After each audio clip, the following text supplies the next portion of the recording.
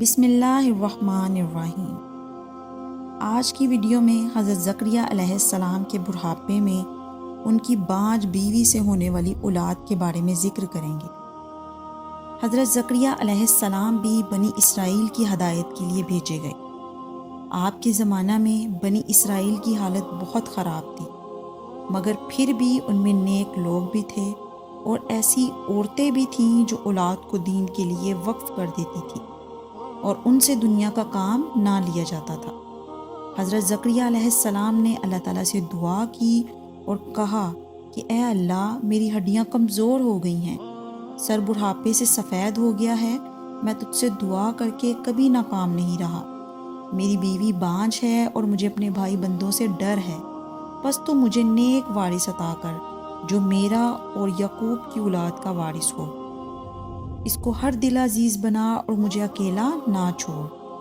ایک روز حضرت زکریا نماز پڑھ رہے تھے تو فرشتوں نے انہیں آواز دی کہ اللہ تمہیں یحییٰ کے پیدا ہونے کی خوشخبری دیتا ہے، یہ اللہ کے حکم کی تصدیق کرے گا۔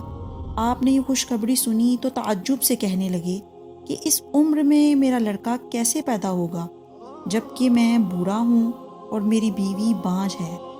جواب ملا، ہمارے لیے تمام باتیں آسان ہیں۔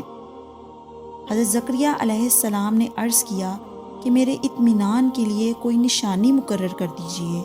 حکم ہوا کہ تم لوگوں سے 3 دن تک اشارے کے سوا باتیں نہ کرو گے، اللہ کو خوب یاد کرو، اس کی بزرگی صبح و شام بیان کرو۔ آپ اپنے حجرے سے نکل کر لوگوں کے پاس آئے اور انہیں حکم دیا کہ صبح و شام اللہ کی پاکی بیان کرتے رہیں۔ اللہ میاں نے ان کی بیوی کو اچھا کر دیا اور یحییٰ علیہ السلام پیدا ہو گئے۔ حضرت یحییٰ علیہ السلام کو اللہ تعالیٰ کا حکم تھا کہ وہ توریت پر خوب اچھی طرح عمل کریں۔ ابھی حضرت یحییٰ علیہ السلام بچے ہی تھے کہ اللہ تعالیٰ نے ان کو دانائی بخشی، رحم دلی اور پاکیزگی عطا کی۔ وہ پرہیزگار تھے اور اپنے ماں باپ کے ساتھ بھلائی کرتے تھے، وہ سرکش اور نافرمان نہ تھے۔ حضرت یحییٰ علیہ السلام کے متعلق اللہ تعالیٰ نے قرآن پاک میں فرمایا ہے، اس کا مطلب یہ ہے کہ جس دن وہ پیدا ہوئے اور جس دن مرے اور جس روز زندہ ہو کر اٹھائے جائیں گے، ان پر اللہ کی سلامتی اور امان ہو۔